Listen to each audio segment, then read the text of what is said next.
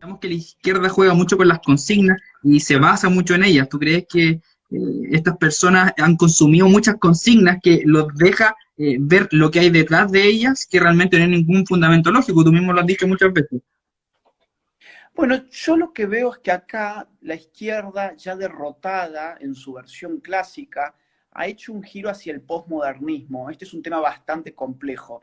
Ha hecho un giro hacia el posmodernismo como filosofía que fundamentalmente impugna el sentido de lo real, impugna la idea de que hay una realidad, que hay una objetividad dentro de la realidad que puede ser conocida y que impugna en definitiva la propia idea de la verdad. Esta idea del relativismo exacerbado en términos morales, culturales, estéticos, políticos, es lo que finalmente ha conducido a lo que hoy se llama la posverdad.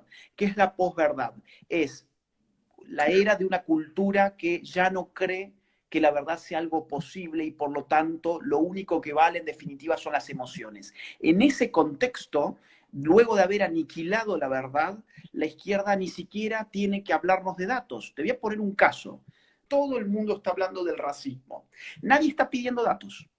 Hay una cuestión completamente emotivista propio de un mundo post-verdadero, donde a vos la media, es decir, el establishment multimediático te dice, acá hay racismo porque un policía blanco mató a un negro. O sea, y uno podría preguntarse, ¿esto por qué sería racismo? Cuáles son los datos? A ver, no, bueno, no hay datos. Es una inferencia que en verdad implica una falacia lógica, que es de esta causa necesariamente sucede esta conclusión, digamos, hay un hilo conductor entre una cosa y otra, pero no te demuestro cuál es, simplemente lo doy por supuesto. Eso es falaz. Ahora, cuando uno va a los datos, que es lo que la gente no pide, por ejemplo, te voy a dar datos bien duros. Si uno va a los datos oficiales de Estados Unidos de la violencia interracial, año 2018, lo tengo acá al frente mío, te vas a encontrar que los crímenes de violencia interracial de negros hacia blancos en el año 2018 ascendió a 547.948 casos, ¿sí? 547.000 casos, vamos a redondear, 547.000 casos. Ahora, cuando vos vas al revés, blancos sobre negros, te vas a encontrar con 59.778 casos. Es decir, negros sobre blancos, 547.000. Blancos sobre negros, 59.000. ¿Mm? Cuando vos vas a blancos a negros sobre hispanos, te vas a encontrar con 112.365 crímenes. Cuando vas blancos sobre hispanos, te vas a dar 207.104 casos. Cuando vas hispanos sobre blancos, te vas a dar más de 365.000. Y cuando vas a hispanos sobre negros, te vas a dar con más de 44.000. Ahora bien, fíjate lo siguiente. Muertos a manos de la policía. Fuente que corresponde al año 2016, ¿sí? En ese año la policía de Estados Unidos mató a 123 negros, ¿ok? Ahora, ese mismo año, la policía mató a 238 blancos, mató a 79 latinos. Y obviamente, o sea, tenés ahí un gap, una brecha importante. Claro, ahora, ¿cuál es el fondo del asunto? Que la población negra en Estados Unidos llega más o menos al 13%, es un poquito menos del 13%. Pero esa población que es menos del 13% comete más del 50% de los homicidios en los Estados Unidos. La población negra, que es menos del 13%, comete en Estados Unidos más del 50% de los homicidios y más del 70% de los delitos relacionados con drogas. Por lo tanto, ese 12% está mucho más expuesto a la violencia policial. ¿Por qué razón? Porque cometen más crímenes, así de simple. Entonces, ¿qué hay en el fondo de todo esto? En todo caso, racismo. Yo no veo racismo, yo veo en todo caso, digamos, violencia policial exacerbada, una violencia policial que se sale de las riendas del Estado de la ley. digamos, que violenta la ley, que violenta la propia ley del Estado. Ahora, estos datos no importan. Lo único que importa es que Floyd era negro y el policía era blanco. Tampoco importa que ese policía blanco estaba con un latino y con un asiático, por ejemplo. Tampoco importa eso. Ya te dijeron que esa es la verdad y que en verdad ni siquiera importa si es verdad. Lo que importa, como estamos en la posverdad, es qué emoción te genere eso a vos. Y la izquierda ha sabido jugar muy bien con eso. Por eso vuelvo a lo mismo. La izquierda se aprovecha de la gente bruta. Así de simple, se aprovecha de la gente que quiere emociones, no quiere razones. Algo que yo creo que a muchas de las personas que nos consideramos de derecha nos da la impresión sobre los beneficios que trae el capitalismo y que evidentemente todo el mundo disfruta de los beneficios, pero que las personas que incluso se pueden considerar más beneficiadas, no sé, sienten que el capitalismo es algo negativo, algo de lo cual ellos se benefician objetivamente, pero que cuando llega un momento de la discusión lo consideran uno de los más grandes males de esta generación y de todas las generaciones desde que se ha inventado. ¿Cuál es ese sentimiento que te da a ti?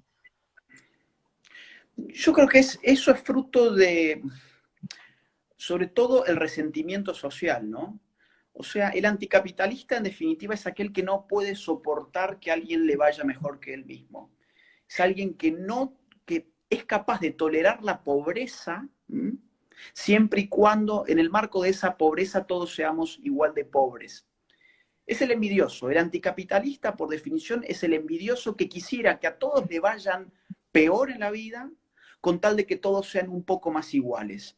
Y otra vez, el anticapitalismo en general está siempre a espalda de los datos. Es decir, si hay un dato relevante en lo que tiene que ver con la reducción de la pobreza a escala internacional a lo largo de los últimos 2 siglos y medio, eso tiene que ver con justamente la emergencia de un sistema basado en un orden espontáneo de tipo, digamos, de libre mercado o de relativo libre mercado, porque el libre mercado, como a veces se lo teoriza, en verdad nunca ha existido.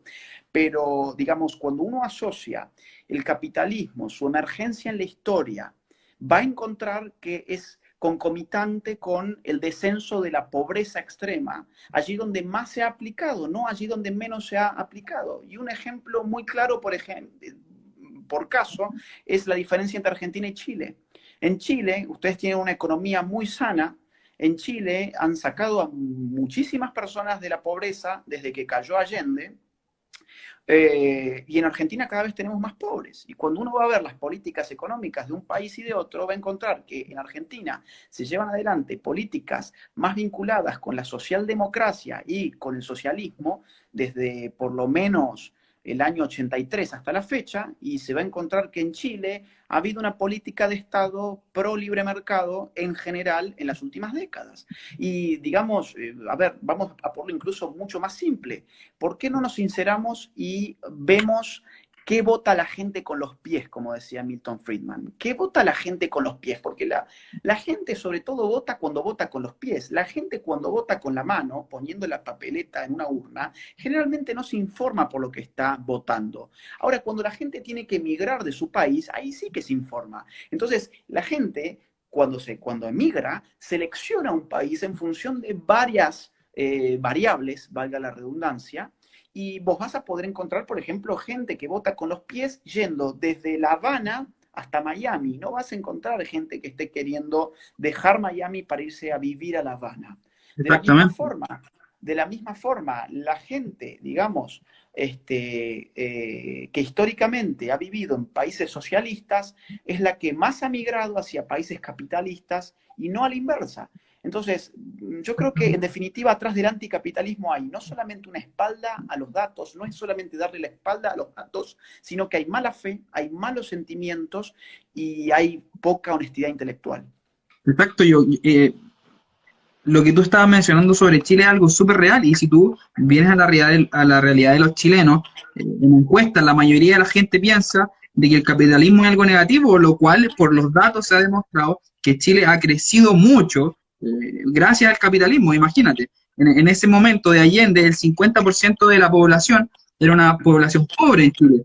Hoy día esos datos de que han disminuido bastante la población pobre, hoy día llega tan solo al 7%. Bueno, ahora con los datos del COVID no entramos muy bien, pero antes de la pandemia, esos eran los últimos datos que se tenían, 7-6%.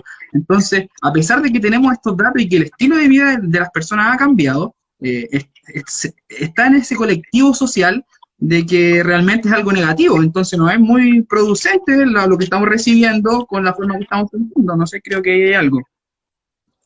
Mira, a ver, yo creo que por eso mismo la izquierda chilena siempre ha puesto el eje de su discurso en el problema de la igualdad, no en el problema de la pobreza, porque los datos son Exactamente. incontestables. O sea, los datos en Chile son sumamente auspiciosos. Te doy un dato muy claro. A ver, vos sabés que, por ejemplo, de Venezuela han emigrado alrededor de 3 millones de personas, ¿sí? Más o menos 3 millones de personas. Si mal no recuerdo el dato, y pido perdón si no, a ver, esto es una charla informal, es decir, Claro, sí. pero yo, si mal no recuerdo el dato, me parece que alrededor de 900.000 de estas personas que emigraron de Venezuela bajaron hasta Chile. Es decir, no se quedaron, no se fueron a Bolivia, por ejemplo, no se fueron a Cuba, fueron a buscar un país tan lejano, digamos, podrían haberse quedado a mitad de camino, ¿no? Se fueron hasta Chile, ¿por qué? Porque saben que en Chile hay oportunidades. El problema de la izquierda chilena no ha sido el de la pobreza, porque de eso poco han hablado, sino el de la desigualdad. Entonces ellos han supuesto un mundo donde todos tenemos que ser iguales.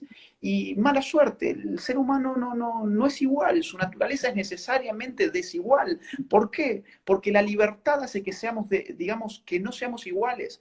Incluso dándonos a todos supuestas igualdad de oportunidades, al día siguiente ya vas a tener falta de igualdad. Suponte que yo digo, bueno, en Chile necesitamos igualdad, vamos a expropiar absolutamente todo y vamos a barajar y dar de nuevo, como en un juego de cartas. Y le vamos a dar a cada chileno la porción del PBI o de la riqueza nacional, le vamos a dar la misma porción para que todos sean iguales. ¿Cuánto tiempo vos pensás que esa igualdad se va a mantener? Si vos tenés ciudadanos libres, esa riqueza al día siguiente ya se modifica por completo. ¿Por qué razón? Porque ya tenés gente, por ejemplo, gente que fue y se gastó eso jugando al casino.